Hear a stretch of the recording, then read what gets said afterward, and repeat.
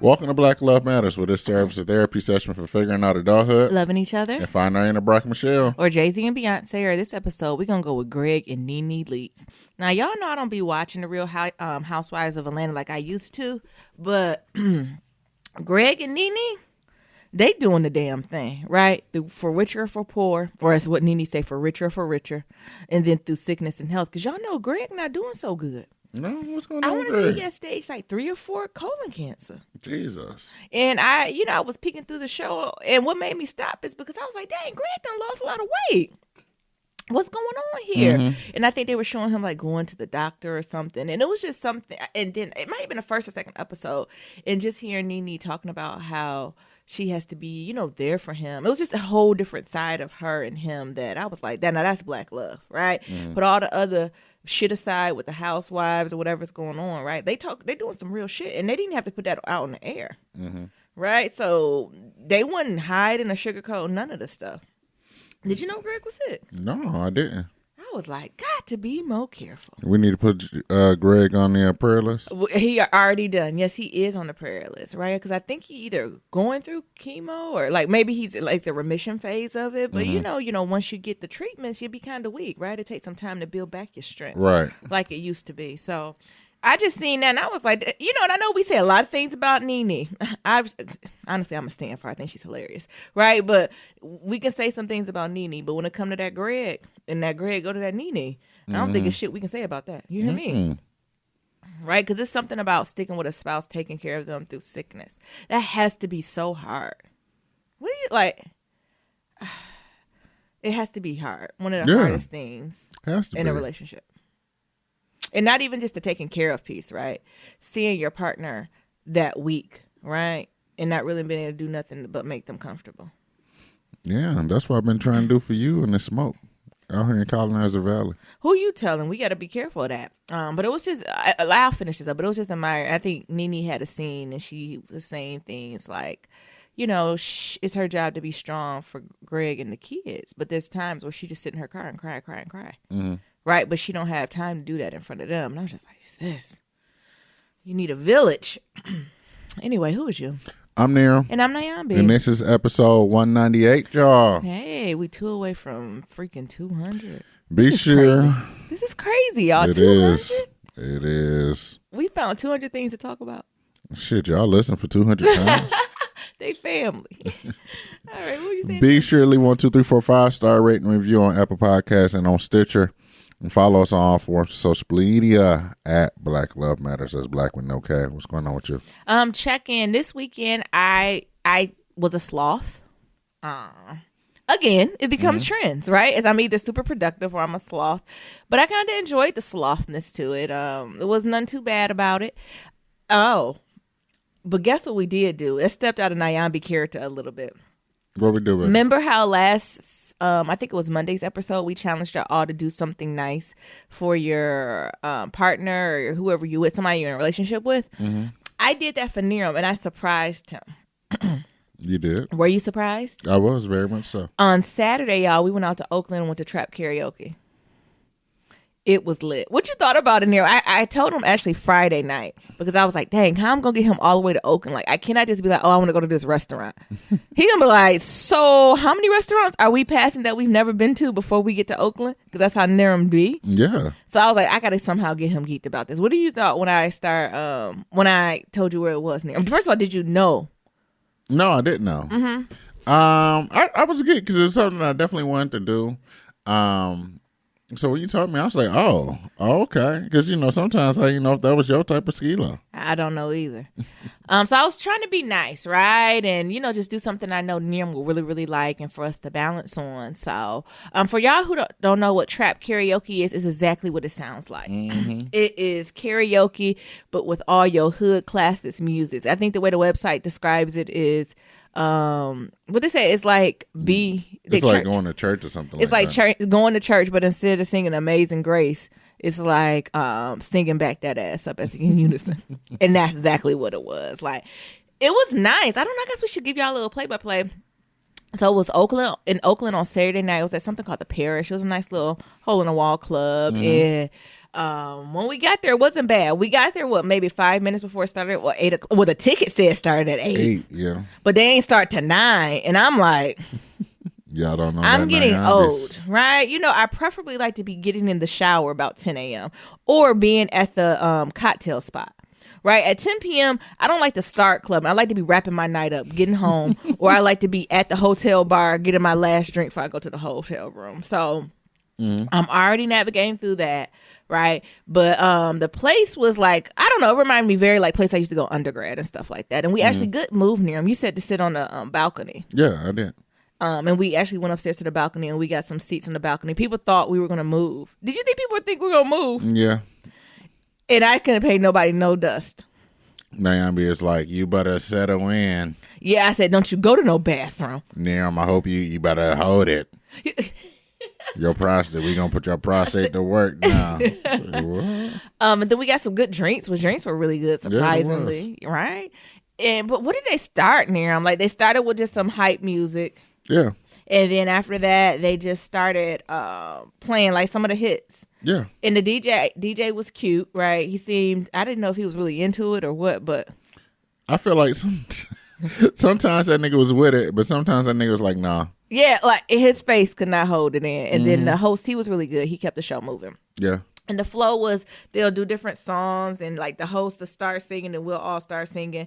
And then what it looks like, folks signed up to sing. And with niggas, they got rules, right? So you can't be booing people when they call your name. You got so much time to get to the stage. If you ain't there, we moving on. So that was a debacle.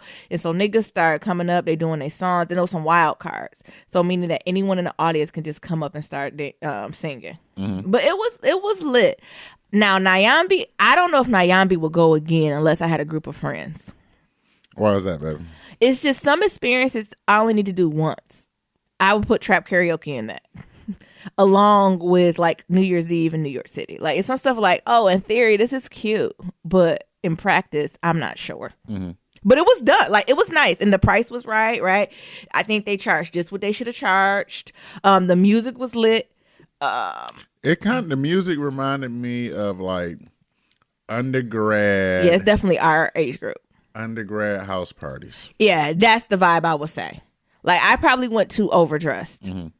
And I had like this stretchy, I don't know, what would you call it? Like dress with like some boots on. Yeah, it was like a sweater dress. Yeah, I absolutely should have just wore some yoga pants, put my hair in a ponytail, and a moisture wicking shirt. And I would have been just as fine. You know, if I wanted to add some hood classic to it, maybe Adidas. But you wouldn't have been standing out because the thing is you start to sweat in there. Because you get to singing these songs and like I kept rubbing on my hair. I said I should have sealed my hair with some oil to protect my hair from rising up. Because the front is natural. But some of the songs, I mean, back that ass up. All the songs were lit. But one thing that did throw me off, y'all. He started mixing Kurt Franklin in there. He did Revolution. And when I tell you that club went off, it was some church kids up in there, honey.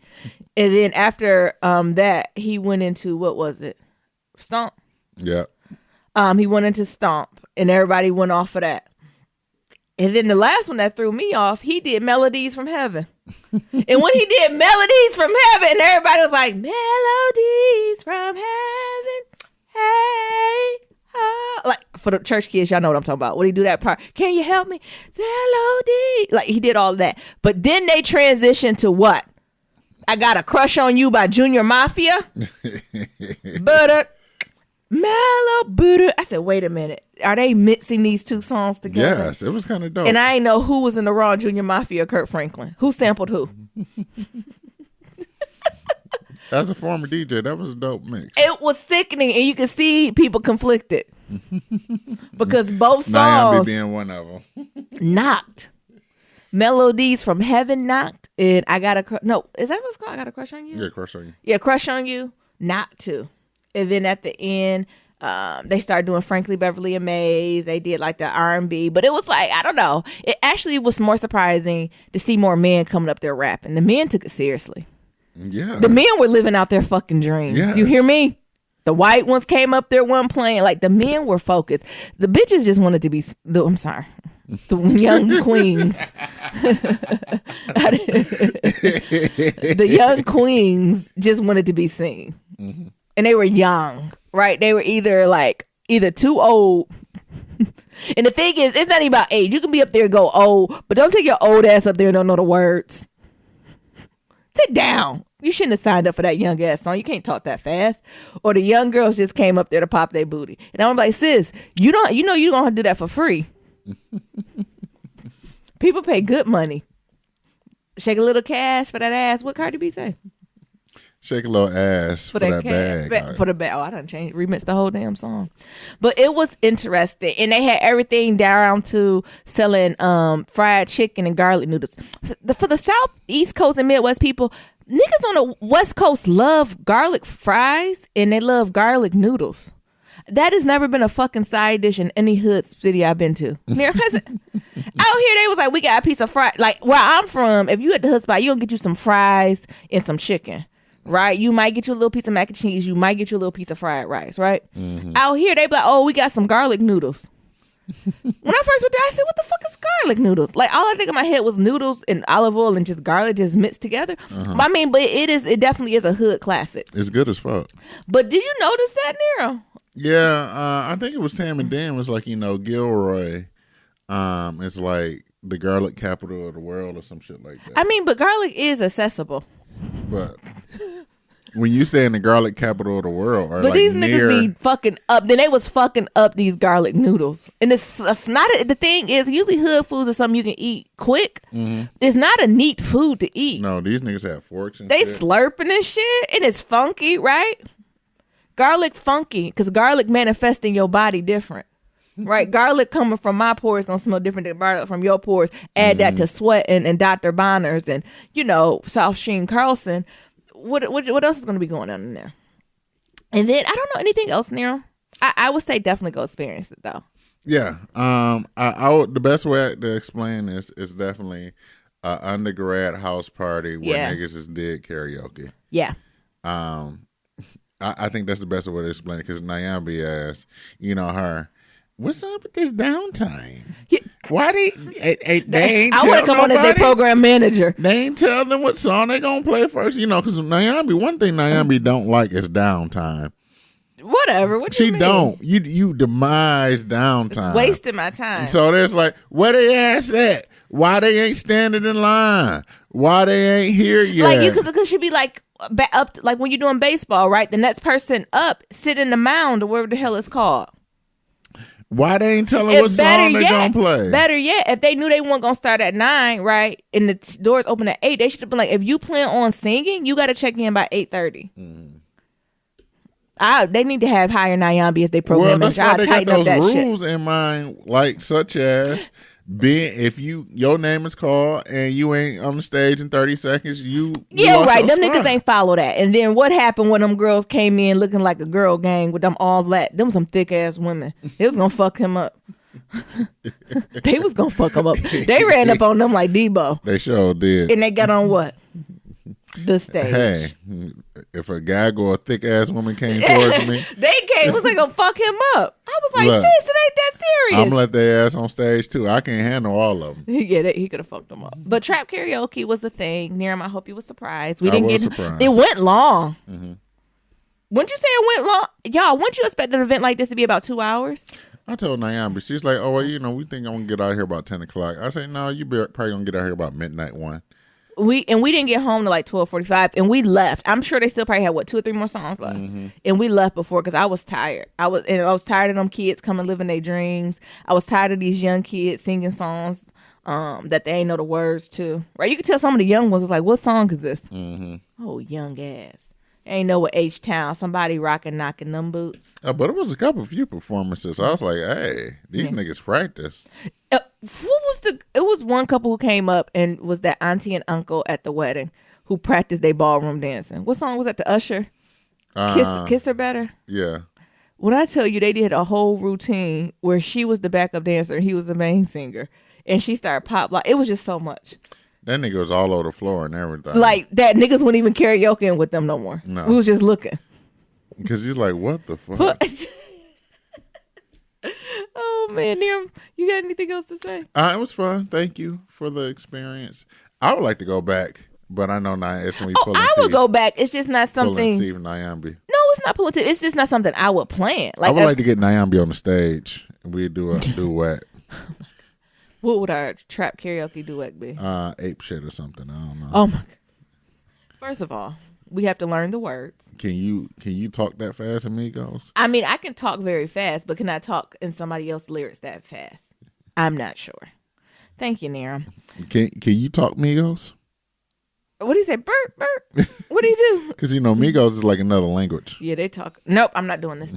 Also, another highlight this weekend, I finally cooked a little bit, right? It's been a while since don't get me wrong, I cook weekly, but it's like quick meals. I try to be in and out the kitchen in like 15 to 30 minutes. But this weekend was the first time that I feel like I stayed in the kitchen and like cooked. Like I marinated meat overnight in preparation for the next meal, right? Like I feel like I really took my time, and that was nice to be in the kitchen for a little bit. Did you enjoy it, Nirams? I enjoyed all the fruits of your labor, baby, when it came to cooking. I know this time was very exciting because, you definitely put some love and affection into the food. Why you saying it like because, sometimes... Just throw it. You just throw the meal together. It don't got a lot of love. Sometimes you gotta put the meal together just to get it together so we can eat. Yeah. And sometimes you put that love and affection. Which meal did you enjoy the best? I would say the ravioli. Oh, okay. Yeah, that was probably one of my favorites. Perfect. With that clarified butter sauce you made. That was good as hell. Yeah. Yeah. Yeah, and that's the thing, like having this whole conversation of like what meals look like when you put love and affection in it, and when you don't. Oh, okay.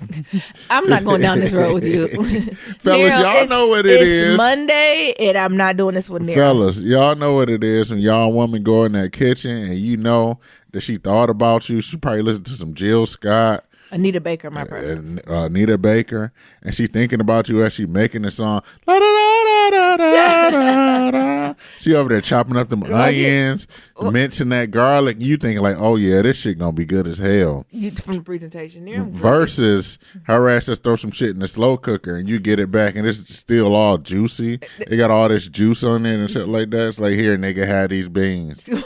Like, damn, these beans not even creamy like you used to make them. You say I like it creamy with a little okra in it. Come on. The other thing I did that brought myself some joy, maybe it was more of a self-care weekend. I put up the Christmas tree.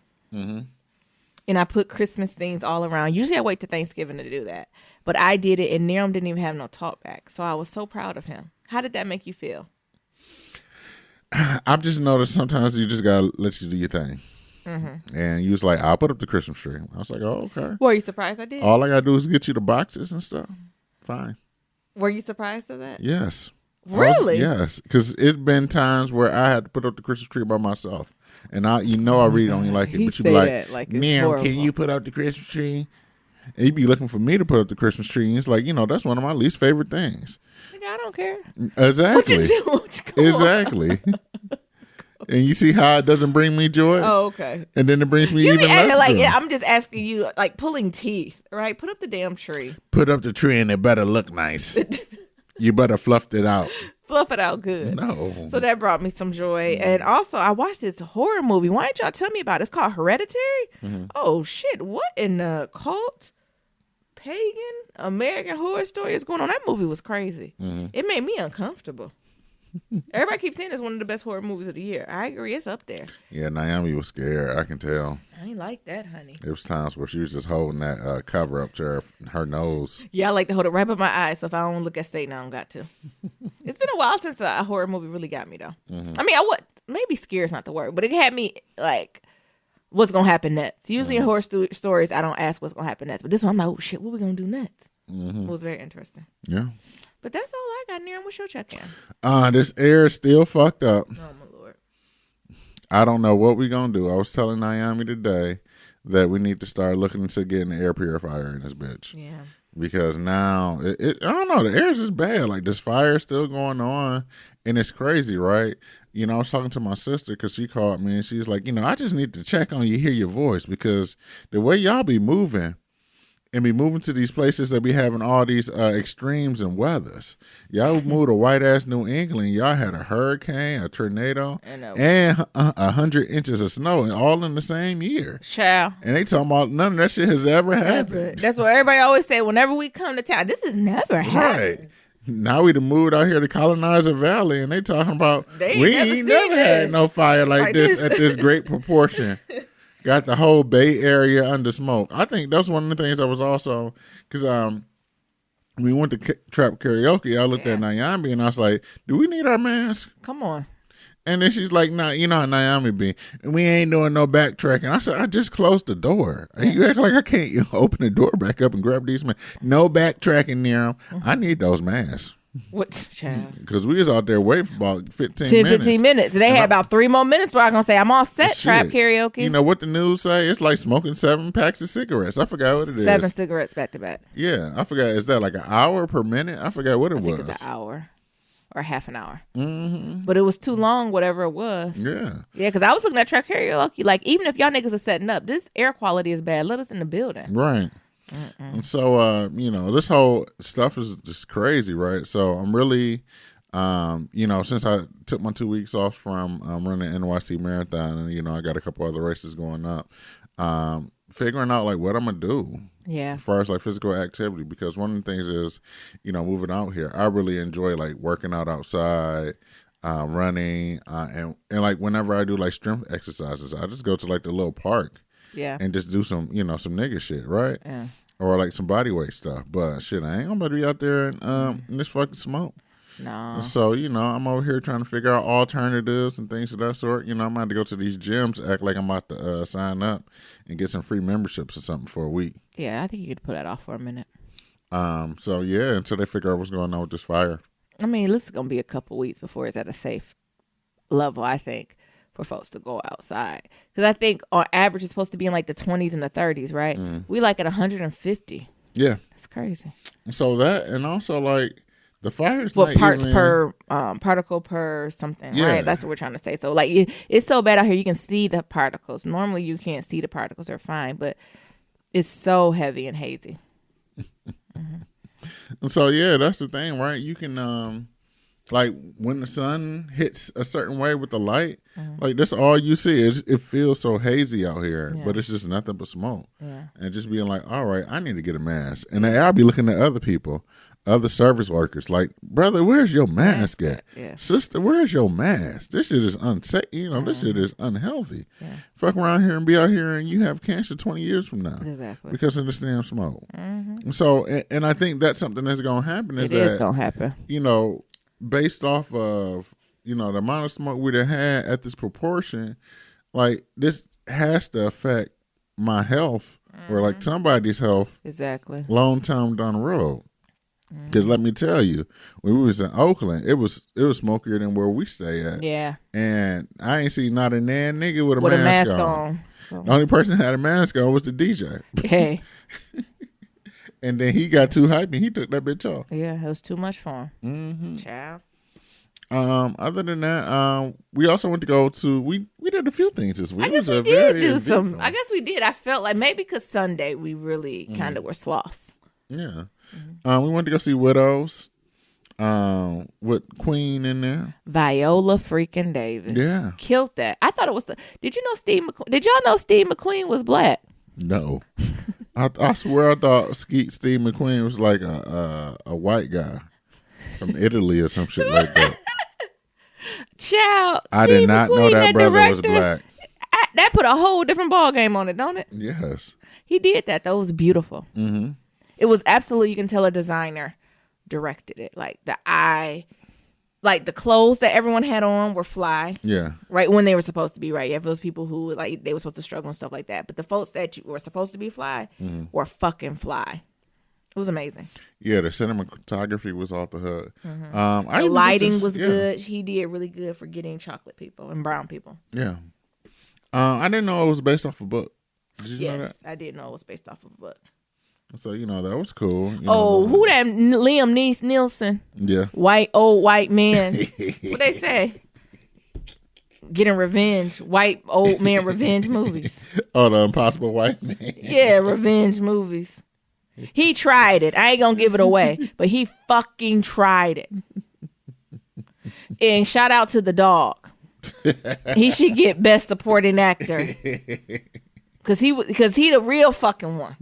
I'm a man. What my mama say. You don't have no friends in the world except God. Sometimes God, your dog, and sometimes your mama.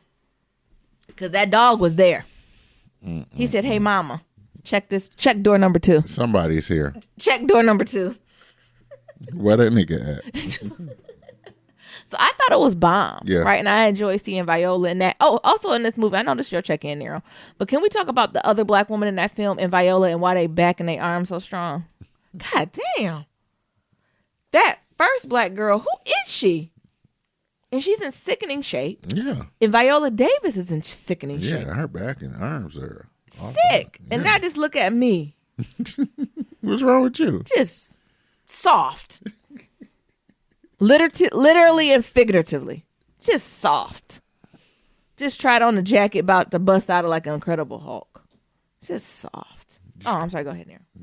I actually ordered, because we have a holiday party coming up, I ordered a dress off Rent the Runway. So I'll let y'all know how that go. Yeah? Yeah, I'll let y'all know how it go. Actually, I was going to check out Amazon Fashion. What? No, Rent the Runway. I returned this shit. Oh. Well, they ain't got no men version. There's a niche. Because what it is with Rent the Runway, you pay, I think my dress is only like $30 or something. You can get it for 4 days. Mm-hmm. And they'll send you 2 sizes. And then you send it back. And out here they have one in San Francisco. So I probably won't even put it in the mail. I probably take it to the store. Okay. Mm-hmm. I'm sorry, I took over your check-in. Anything else about them widows? No, it was a good movie. I was excited for that. I'm you know what, we getting back into our movies bag, and it's fun. I think, going to the movies with you was very fun. What? Why do you say that? It is. Because you are an interesting character when it comes to movies, or just going out in general. The one thing, Naomi, do not like is waiting or dead airtime. That's why with this podcast, Neil, we got to just keep talking. I don't hear you talking, baby. What? So I just go in there, I just start talking. It's like, damn, I can't think. Nah, nigga, I don't like no airtime. What do you mean? First of all, don't get distracted. I don't like that dead air. What do you mean I'm an interesting character to go out with? You are, because you were like, that be Naomi. Come on. Why are these kids here? Oh my God, the movies, it was so many of them. I said, what the fuck are they going to see? I guess they're going to see The Grinch. But it wasn't even the kids. It was so many ill-behaved kids with parents there. And I just don't understand how the kid's bad as hell and a parent right in front of them. And we're not talking about babies, right? I think under 5, right, they still got they can do their thing, right? The brain's still developing, all that good stuff. But over 5, and if your mom or your parents there, straighten the fuck up, right? You got to 5 with me. 5, you can cut a fool, flip on the ground, right? Because that's what you're going to do. But over 5, hey, sis, get it together. Go meditate. I don't know what you need to do, but you need to calm the fuck down. Oh, I'm sorry. Yeah, so that's all I got. All right. You want to get into some pillow talk? Yeah. What we got? So I seen this article in the Atlantic, and it was just basically some research, and it said that young people aren't having as much sex as the generation prior to them. And if anything, if they're looking at the trajectory, the sex amongst young people is going down. And I don't know, I just thought that was something interesting. They coined it the sexual recession. And I just wanted to unpack that with you, Niram, just to see, what's your thoughts on it? What are the implications of it? What does it mean? All that good stuff, right? And I guess the Atlantic pointed it out because, right, we're coming from a generation before us where you really weren't supposed to talk about sex, or it wasn't as affirmed. Yeah, generally accepted. Yes, to talk about sex and sexuality and what it meant, right? Or even just the thought of having sex, right? There's more birth controls and just ways to protect yourself and have sex in a more fluid way compared to then and now. But the sex is actually on decline. And what does that mean long term too? And like they say, it's tying into people having kids later in age, like everything's going separate, right? Yeah. And they talked about some of the stats that they had was that masturbation's up. I think masturbation's up for men twice as fold and women 3-fold. Interesting. I guess they say they don't have to do it individually no more, honey. We don't need no couple no more. Look, you can pretty much find your own kink in your own porn. Anywhere you want to, right? The idea of like hookup culture and helicopter parents, right? So that's another thing that they brought up, that it's not necessarily about being in a couple. Like these kids sometimes don't identify a hookup as like having sex, or you got your parents that's so far up your ass that you can't even move and do anything, right? So it's not even worth it because they're gonna be hovering over you. Also, they talked about the influx of like social media and like virtual dating, right? So that time that you normally would be spending to kind of get to know each other, or like say if you meet at, I think old school, like bus stops, or like when you're just out, right? Sometimes you meet folks and, you know, hookups come from that, compared to if you're using social media or virtual means. Is more, you're not even talking to that person, right? Like it's almost a disconnect, and that's something that's going on with it. And then also they talked about like with folks being more open and transparent about having sex and having sex, I should say. Women are more like, you know, I'm not trying to have no sex because it's painful, because it's something that we don't talk about as women. I know we talk about getting to know our bodies and what our bodies will and won't do. For us, I think it's about 30% of women say that some type of intercourse or sex is painful for them.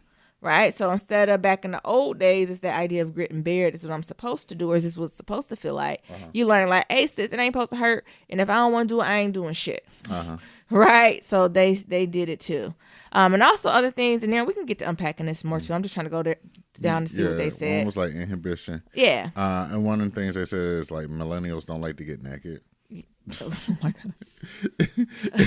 And so they said, like, you know, if you see millennials now, you see a lot of them, like, you say go to the gym and shower, you see a lot of them putting on their underwear under a towel and stuff like that. Very cool. Right. And also that I was tying that back to anxiety. Right. So again, much more accepted and affirmed to have anxiety, depression, different stuff going on, but all that stuff inhibits sex too. Right. And like the more that it's put out there, I think all that ties to it.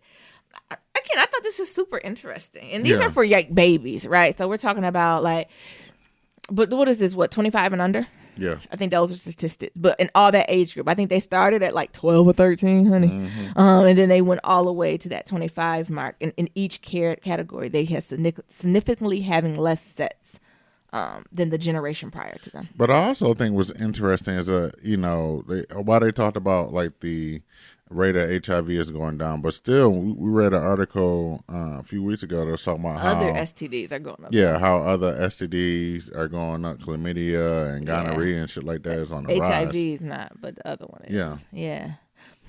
What do you think that's tied to? So I don't know. Like I think it might be tied to like what people define as sex. You know, child, come on. You know, I remember this being in undergrad. You know, and some folks being like, "Head, oral sex ain't no sex." Or anal. Ma'am, like, sir, that is absolutely a form of sex. They be like, I give you the ass, but you can't get in this vagina. And it was like, what? Because I'm trying to keep myself pure. And it's like, but you just sucked my dick and gave me the butt. Did you say gave me the butt? What you mean sis, you said a virgin? Any type like, of sis, bruh, hole that is penetrated, that is a form of sex, honey. Right. So, you know, maybe it's just they're using other forms of sex versus like the traditional vaginal sex. Sexual. Normative. Yeah. So I think that might be a thing. But, you know, I do think there's a lot of, when it comes to social media, there's a lot of insecurities as well as a lot of anxiety that comes along with that. Yeah. Especially with Instagram culture and, you know, I think, you know, we was having this conversation with Nyambi, and she's like, you know, well, what about the Instagram thoughts? It's like, well, they sell in the image of sex, but they don't mean they having sex. Yeah. Most of the time, they ain't even. Child, they go put on their moo after they take that tight ass Fashion Nova outfit off. All right, after they bust out them clothes. So it's just interesting to see how like the millennials, the babies, right, 25 and under, you know, 25 and under are having like fewer and fewer sex, especially with they was even talking about the whole thing of like Tinder and Grindr, or like how it's pretty much a mirage. Like a lot of people waste a lot of time scrolling, scrolling and swiping, and then they meet somebody and they fuck around and get ghosted and don't even have no sex. Exactly. And then they got to go back onto the market again and do it all over again. And compared to like, we used to do a lot of swiping too, but the difference is we had to do it in person. And the thing is, you learn, right, about yourself through that process, right? I don't know if the learning is happening as explicitly when you're doing it on that app, right? If you think, I can only, you know, I'm not single, so I only can think about how many hours that would take up and how isolating that is. Yeah. But also, like real talk, like yeah. I in the movies they be having where it's usually a group of friends, like, oh, swipe left, swipe right. But again, like I said, I ain't trying to single splain y'all motherfuckers. I don't think y'all be that fucking cheerful in groups of singledom and like, oh girl, should I swipe left, right? I think y'all be under that blanket, fucking up that Krispy Kreme, swiping left and right. Swipe. Nope. When it's toxic in form, right? Nope. Yeah. When it hits toxicity, when it's in that shadow, right? When you're in a good place, yes, you're upbeat, lunch break, right? Moving. But when it hit that shadow, it could be something dangerous. But I also think like the culture is changing, right? So, like I think gone are the days, or it's less normal to see somebody have a conversation with like a random person at the bar or without seeming creepy. Yeah, like without that seeming is creepy. Different. I even noticed that at the hip hop karaoke, like the older, like when you used to go out to the club, like you used to talk to people in line and you interact with, but not as much. Like the older people in line were talking and communicating. Like you remember the guy with the gold teeth, and the 3C hair. Like we were all engaged, but there was a young couple behind us that we tried to engage in conversation, and they was looking at us like, we stole their mama, right. But I think it goes to they're not used to that type of social interaction where that's what you did, right? Like you have to still know what it is to, like, even looking at the trap karaoke, right? I didn't even see many folks pushing up on people there. And it was clearly groups of single women, single men, very young. And okay, yeah, we can say we did have fun, but whatever. Everybody trying to find it forever. But I didn't even notice that as much. Like in the downtime, everybody kind of was on their phone. Yeah. Instead of pushing up. Right. And I feel like that was our time when we were in the club phase where you was not pushing up, but it was just more mingling, right? It was just more mingling, but the groups were very clustered. Like people came as crews and clusters and stayed in that crew and cluster. And I'm like, wow, I don't even know what that means. Like, and not even just to get a man, right? Or get a significant other. Like I remember going out group with my girls, right? And say it's one of them club nights where it's more women than men. You would bond with some of the other girls, right? You would combine cliques. And I wasn't even seeing that happening. It was very strange. It is. And I was like, maybe I'm just getting old. But compared to even to the Anita Baker concert, everyone we were around, we engaged in conversation. We was having all types of conversation with all types of niggas that we know. And nothing creepy, right? But just like, common courtesy conversations that you don't see when you are around that younger crowd. And I would say if you're not having that conversation, it would be a little harder to have sex. Yeah. Compared to, I can see how you can fuck up or want, like, absolutely. Yeah. I mean, you think about going back to the club when you were younger, right? And your friends like, I'm about to go home with him. Who was him? Who him you done bond with? Hey.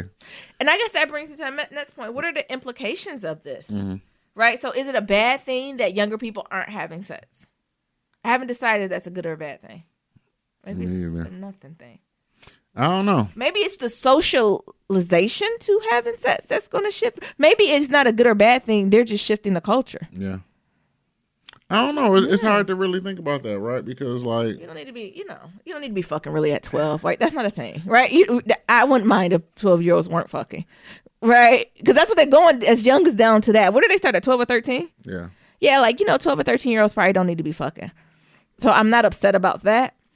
But it's something about the 19, 20, 21. Yeah. Maybe that's still young. 25 and under. 20. Maybe it's the 20 to 25 range. I'm a little like. Right. You in your best fucking prime.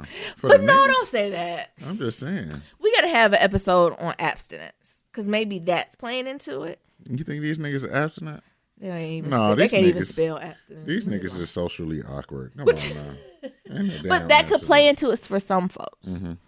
So I'm just curious, like, what does this mean if we're having sex later? It's both things, right? They're having it later on, not as often. We're at the not as often type thing. Right? I don't know. I guess gone are the days where you can just take a pen and piece of paper and have a conversation with your people and say who got the most numbers at the end of the night. Oh, man. All the memories. Remember carrying paper and pen? Yes. Before cell phones were out? Yes. And being like, I need to stop by the store so I can go get me some Pilot G2s because I want to make sure I'm right with the good Nigga, shit. Did you have a pen of choice? Yes. Go get those numbers with that Pilot G2s. Oh, my goodness. That was I don't know. That was fun in itself. It was. And I think they're missing out on that. Maybe they have a virtual form of that we don't know about. Well, it's called Tinder. So maybe in between time, they just looking on their phone, swiping with everybody that's in the location at the bar. Don't be hating there. Don't be old curmudgeon. I'm not hating. Hey, I'm happy with you, baby. I ain't got nothing. Oh, I hope you happy with me. Don't act like you settling, hey, nigga. Wait a minute. I'm happy with you, bitch. Hey, I'm just saying. That's basically what you said. I ain't say all that. That's how I felt. I'm just saying I'm happy with you, baby. So I'm not hating. I'm just explaining or trying to explain what the hell is going on. Well, that's just my thoughts. You got anything else to say, Nero? I think it's interesting. What do y'all think? The 1995 babies, we calling y'all niggas out. Y'all ain't fucking. What's going on? Why y'all ain't fucking? Is it for the Lord? That was for the Lord, I understand. Send an email, leave us a voicemail. Let us know why y'all not fucking anymore. Why? So y'all getting chlamydia. Somebody's lying. Somebody's statistics is lying. So which one is it? Because you got to fuck to get the clap. Yeah, exactly. What is going on? Look, the old millennium so confused. What's happening? Is it new sets? Right. Is this something else y'all doing y'all ain't telling us about? How's this happening? Y'all not fucking as much, but y'all still getting chlamydia and gonorrhea. And what is it? Antibiotic resistant. And y'all niggas ain't taking these damn antibiotics to make y'all ain't taking the whole Z-Pack. Why? Let us know. Y'all niggas so non-committal, y'all won't even do the Z-Pack. Commit to yourself. You silly, man. Like I said, I'm interested for the older end of this crowd. For the babies, it's good. They don't need to be fucking no way. But yeah, I'm just curious for the older folks. And maybe they just have different thoughts. Like I said, they're the new generation, so they're shifting the norms. Yeah. Period. Right? We can't be on this old shit, man, how it used to be and it always been. It don't matter, right? They're the new generation, right? They're the future leaders. So they just changing shit around. You know, in the article they did mention like how like with the rise of porn and broadband internet that they've seen like the rates of masturbation. And what about them robot dolls? Yeah. So it's at the thing now. You done manifested that shit, Nero. I'm all for if you want to pleasure yourself, get you a toy. I'm not here, and it's hard for me to process these dolls. So is that the thing now that y'all like, you know what? Humans are just trash in general. I'm going to find my favorite porn. It's too much to teach Daryl how to do this. I'm going to find my favorite porn in this robot doll. Close my eyes. And make the best of it. And then close to sleep and just throw it on the ground. Is that what y'all niggas doing? Don't ask for no food. Is that what y'all niggas doing? I want some responses. Please masturbation respond. is up though, so maybe that is a thing. But them robot dolls freak me out, and I feel like ever since we've had this episode on it, at least once a week, I see somebody doing a special on these dolls. They now have what's the latest doll? The one who's able to process emotion. Yeah. So she's like it's like this machine learning. So the more you talk to her and give responses, she's tailored it. The fuck is that? Then they had the dolls that like come and stuff. Yeah. It just be liquid. They just what was it like lube? I don't know what that was. But I seen it was a whole thing on it about them dolls. And I'm talking about, it's the future, robot sets. What you call that episode? It's like episode 3 or 4. And he was like, yeah, I'm claiming it right now. It's going to take over. And that shit did take off. Yes. And them people paying money for this. Yes, they are. I wish I would have thought about it sooner. Are black men into robots? I don't know. Somebody into it. Actually, one of the black men doing them horrible look like mannequin robots. You know that special that was on Viceland? Yeah. Jesus. Leave them robots alone. Slow down, y'all. Slow down. You can't catch the clap with robot sex. Give them time. Give them time. Stupid. These nasty niggas out here. Now these niggas out here sharing robot sex.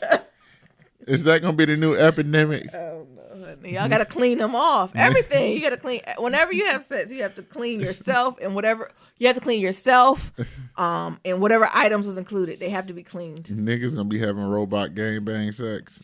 Come on, Aaron. It's going left. What is the next story? Let's clean this up. What's the next story, baby? It was something that was in Psychology Today, and it was basically holiday strategy for dealing with difficult family members. So as y'all know, it's Thanksgiving this week, and y'all gonna be dealing with any cousin. You're gonna be dealing with some folks who might get on your nerves. Yeah. So we just wanted to give you a little, some tips, some tricks on how to navigate through the holiday season. Okay. Because we probably gonna be with y'all Tuesday and Wednesday while y'all cooking, right? So we'll give you some. I'm sorry, not Tuesday and Wednesday, Monday and Wednesday. So we'll give y'all something good, maybe Wednesday, good and juicy. So while y'all prepping that mac and cheese, but Friday, you know, we're gonna be with our family too. So we thought it'd just be a good on-time thing to do, right, Nira? Yeah. First of all, do you have any family stories from the holidays you would like to share? Oh my God. Of like difficult or like uncomfortable or reoccurring themes you find from families around the holidays. I think I remember the first Christmas I brought you around. And Whoa, my how was niece that? Oh my God. was like reading you a book Upside down. Yes, Jesus. And her ass was like reenacting every movie or TV show. And y'all left me trapped with her. Them niggas like, we gonna eat some pound cake. I said, where are we going as a team? And Nyambi just being like stuck. It's like, won't you just leave? Like, because she won't finish the story. Just go. Just walk away. Yes. No. All right, I'm gonna go play with my older friends now. I don't know. I'm gonna play with someone that's in my age group. I'm gonna play with someone that's not 30 years younger than me. You just giving her ass attention. Yeah. She's just gonna go to whoever the person's giving her attention. I didn't even know if I was giving her attention just because I made eye contact. Yes. What? And you start, well, what are you doing, little girl? Oh, I'm reading a book. Let me read it to you. Oh. We started all the way over again. Oh. That's how you got. That's how you got. I think I ended up sitting at the table with her. Right. She said, "You want to eat with me?" I said, "Well, not y'all." What friends. I'm gonna say? No. Yes. What? No. You go eat you go eat with the kids. I said, "I guess we eat together." But and Nira was like, "What are you doing?" I said, "She asked me to eat with her." So I think that was an interesting one. It was another one. When we was in Ohio one time. Yeah. And my aunt ended up like burning the turkey. What? Yes. I don't think I've been to a holiday yet with someone like fucked up a major part of the feast. And like burnt bad. Like, yes. Did you remove the skin and make it salvage with some gravy? No, like burnt bad. She forgot to set a timer. And it's just been cooking for 2 hours. And it was cooking for forever. We had that happen. It was like the National Lampoon Christmas turkey. Yes. Have you seen that? And they cut it and it just be bones. Yes. And dry skin. You cut into it and just air just come out of it. Yeah. Like a tire. That's what happened? Yes. We also had a Thanksgiving where somebody almost burnt down the damn house. What? These stories I'll be telling y'all about letting this damn turkey sit out before y'all try to deep fry it. This come from real life experiences. Oh, that's your people. Yes. When niggas out here trying to deep fry a turkey and that bitch still frozen, y'all got that hot ass grease. Wait, you niggas put a frozen ass turkey in some hot ass grease? Yes, some niggas did it. Nigga, you can't even add a drop of water to a pot of grease without it losing its mind, let alone a frozen ass turkey. What? Yes.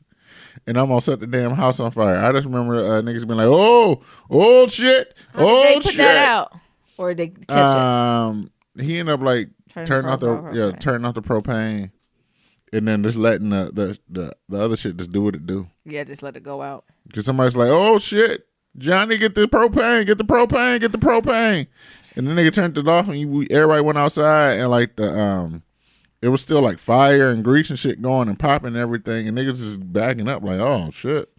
You just gotta let it do what it do. Yeah, because you can't. Oh, you probably gotta add baking powder to it. Somebody was like, we're gonna add some water. Somebody, no, don't you add no damn water to that. You trying to kill us all? Yeah. Baking soda, I think, would have took it out.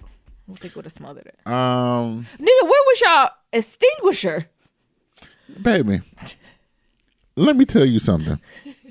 I ain't never had a fire extinguisher in my house until I moved in with you. What? Ever. Y'all listen, everyone needs to have a fire extinguisher. If you don't have a fire extinguisher in your house, go on Amazon right now. Buy a fire extinguisher. It's good for every type of fire. Mm-hmm. Mm-hmm. Actually, we need to get one for this apartment. Oh, we didn't bring it from Mass? No, I don't think so. It's probably expired though. Yeah. What about you? You got any interesting stories? My family's always a hoot around the holiday season, right? I got plenty of funny stories when my grandmother were you there for that holiday? Which when one? She bought my grandmother, my like aunts and stuff. It's so many of us as kids and stuff. They would just buy us all the same gift. Mm-hmm. So one year, my grandmother just bought us all house shoes, but she transferred them all in a garbage bag, and we were looking for them, and someone thought it was garbage and put it in the garbage. Were you there for this? No, I wasn't there. And she was just like, y'all just throw me away and don't nobody care. Everybody was like, we ain't mean to, Grandma. We thought it was trash. Like, we've had all types of crazy shit like that happen. My Uncle Junebug done knocked over Christmas trees and smashed all the gifts, and we had to rewrap them. But I was thinking more like, did you laugh? Mm-hmm. We done had all types of shit. You've been there. I done had cousins cut crazy. I think the funniest one is when my Uncle Junebug gave his son a Tonka truck. Were you there for? No, you weren't there for that. No, but he gave him that on video. Oh yeah, I used to videotape holidays. I was doing reality TV shit before reality TV was real, and I did it with my family. And so what? Like again, the kids were getting the gifts, and my Uncle Junebug gave his son. Like my Uncle Junebug was geeking up the gift. Like, oh, this is the flyest gift. You're going to be the cleanest nigga in Detroit. Everybody going to want you. Going to stun on you. So my cousin, like, yeah, my daddy said he got me this. Like, you know, I think he thought it was like a PlayStation or something. Because it was in a big-ass box. He opened this box. It's a big-ass Tonka fire truck. Which would be great for, what, a 5-year-old? But my cousin was a clean 14.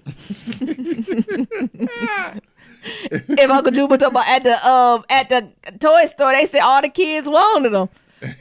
Then my mom was like, "Nigga, for what age range?" My mom was like, "Yeah, the kids won't tickle me Elmo, but your son too grown. You done missed that phase in his life, nigga." And I just remember you been like, "Go ahead and play with it, cuz let's see what it does." Because we used to record it. Tony, hold up your gift. Everyone hold up the best gift they got. Tony, hold up your truck. Cool. I was just like, oh my goodness, it was crazy. So like I got crazy ass stories like that. But I was thinking of more dealing with difficult people. So that was stuff when I was younger. But as I got older, I think I had to navigate the space. So twofold with school, right? So I think with the undergrad piece, it was more folks proud of you, right? And you're doing this and you're doing that. But I think once it got to grad school, it definitely got, like I said, I told the story about being touched by white hands, right? And feeling as if you're that little bird who fell out the nest, meaning you went off to school and then you were placed back in the nest, right? But the person who placed you back in the nest was white hands or education. So when you come back, you were a little different, right? So I think that was interesting navigating, especially through graduate school. How did you handle that, Niram, or did you not have anything? No, I did. Thinking about that, it reminded me of the situation with my sister's ex-husband and like going over her house for holidays. Yeah. And like, me just being who I am. And like, he asked me a lot of questions, or just having a conversation, and I tell him something and he'd be like, "Oh, what's that?" And then I tell him like nonchalantly, and then like my sister have a conversation like, I think that nigga feels some type of way about you in this education, because this nigga was like, oh, that nigga think he better than everybody, and it's like, no, I don't think it's that.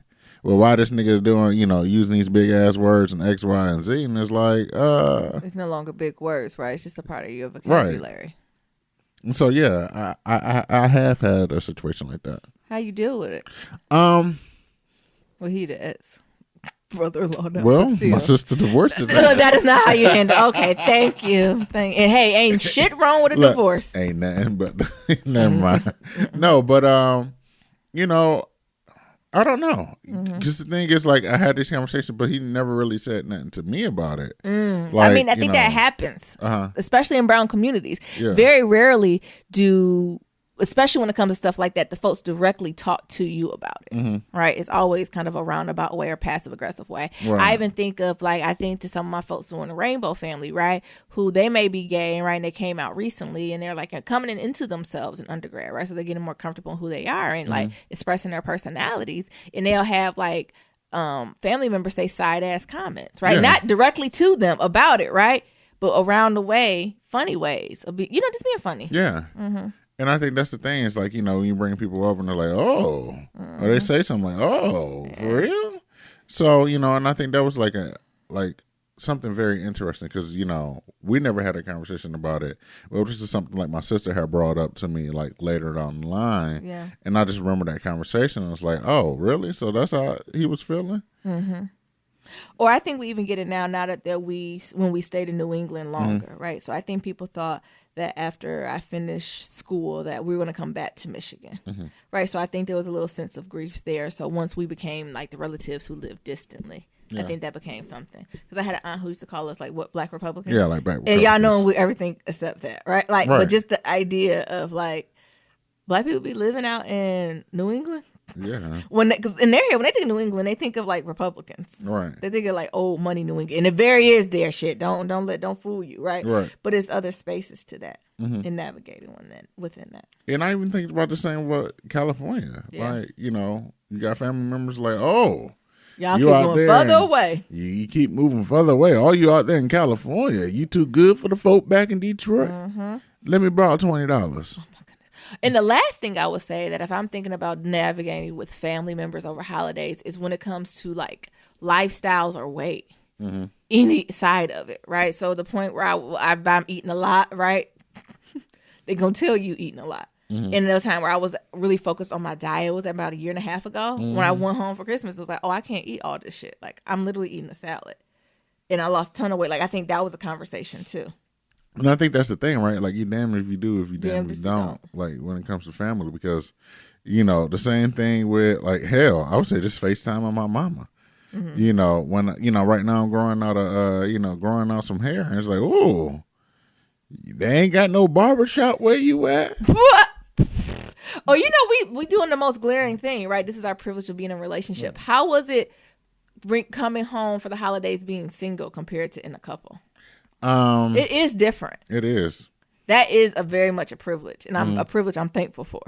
Yes. Because you can use your partner, your spouse, or your boyfriend, girlfriend as an escape. You're like, oh, I gotta go so and so family. They gonna talk shit about you, but you be like, oh, I gotta go. And me and Niram did that before, and we ain't go nowhere. They know now, honey. Just be at the Secrets hotel. out. Cause they too much. Where you going? Oh, I'm going Niram's side. Niram, where you going? I'm going Naomi's side. And now the thing is, they know each other too well. Now they might text. Or they be like, oh, can I come with you? What? Oh, we gonna come. What? My mama. I got my backpack. I'm gonna stay tonight. Yeah, that's how folks do it. We the house that people come visit, and they be like, we just gonna sleep here. Look, we be like, all right. We was just planning on just staying in the hotel watching TV. Yeah, we wasn't really going over there, but okay. Did you ever get slack about not having a girlfriend? No. They never brought that up to you? Mm-mm. You was never judged about it? No. How did you treat your other folks? Like folks around your age? Did you have cousins or nephews around their age? Yeah, I had cousins. Brought somebody or didn't bring somebody? When it comes to our personality and our family, like as long as that person is nice or like speak and follow along with quote unquote politics, like the person was cool, right? So it wasn't really a problem. Has anyone ever came and showed their ass?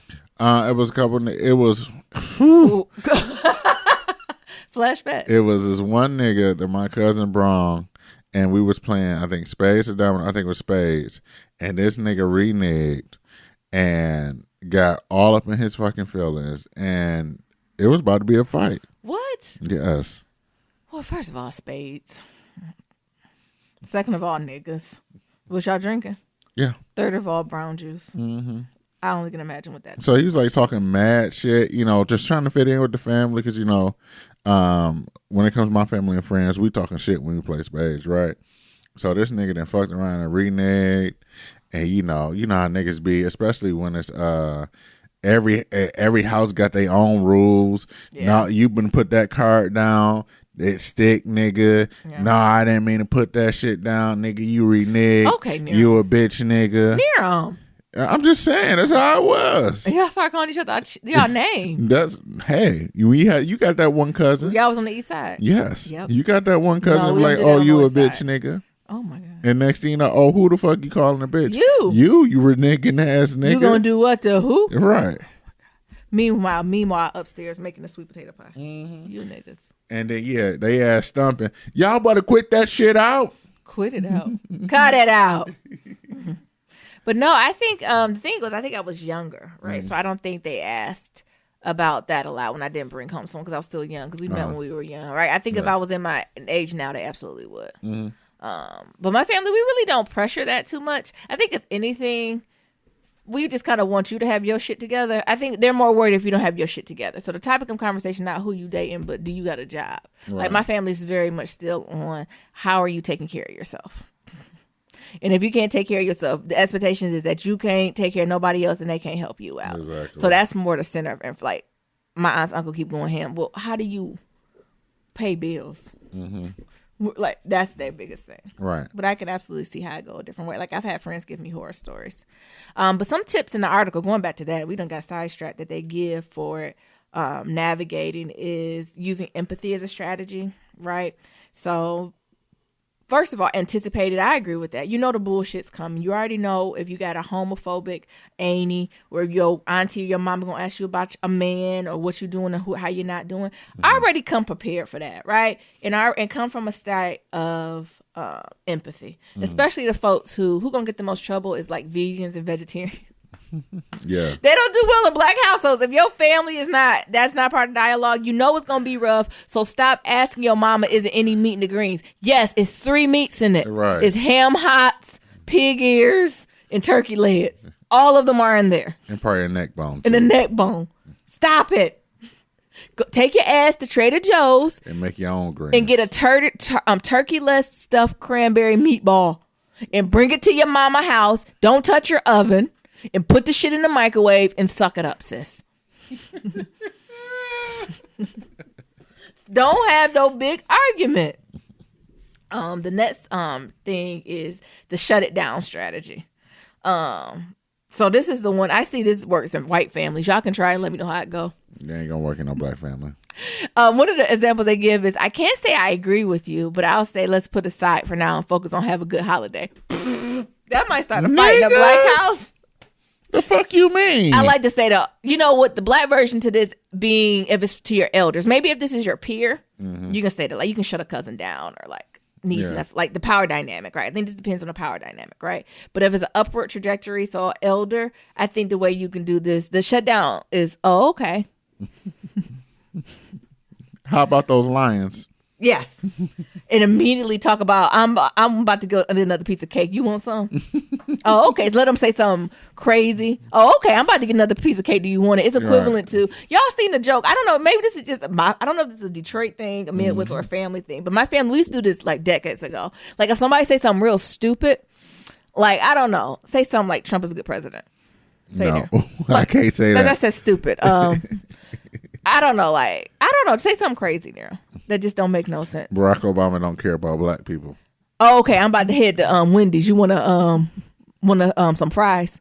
Like, you just change, like you going somewhere. Oh, I'm on my way to the market to get some orange juice. Did you want something?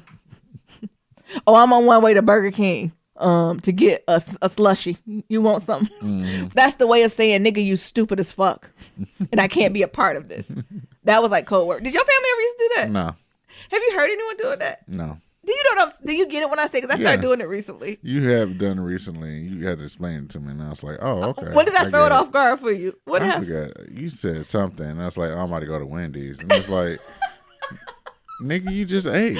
And that's the thing. Preferably you do it with something you just did. Like, say you just come back from the store. They say, I'm about to head to the store get some trash bags. You need something? I can't be a part of your stupid shit. So that's how I don't know if I would do the white version of this shutdown. Again, for peers, you can say I don't agree with you. Let's put it aside. Talk about it later. For elders, like I said, oh, okay, I'm about to get another piece of cake, chicken, turkey. Right.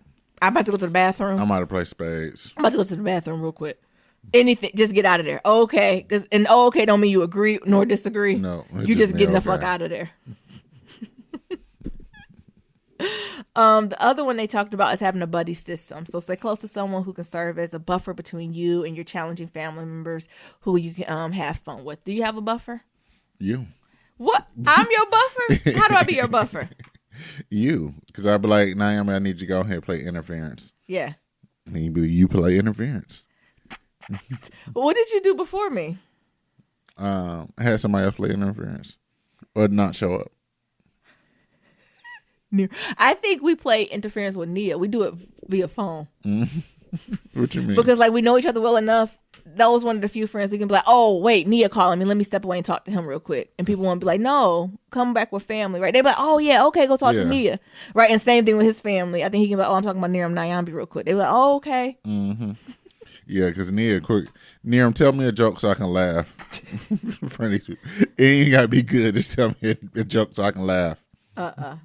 And then another strategy they have is the stay away strategy. Yes, the holidays are for family, but having healthy boundaries may mean staying away. To decide whether staying away is really warranted, ask yourself the questions like, is my mental health or sobriety solid enough to handle this situation? Do I have a strong support system in form of a therapist, family member, friends, a partner? What is my current level of stress, and what do I need downtime for the holidays? I think that's a good one, because I think that's something we even had to do, right? Yeah. I think that's why we agreed to go home every other year. And it's not because we don't love our family, or like, I don't think we have high stress families, but it's a lot.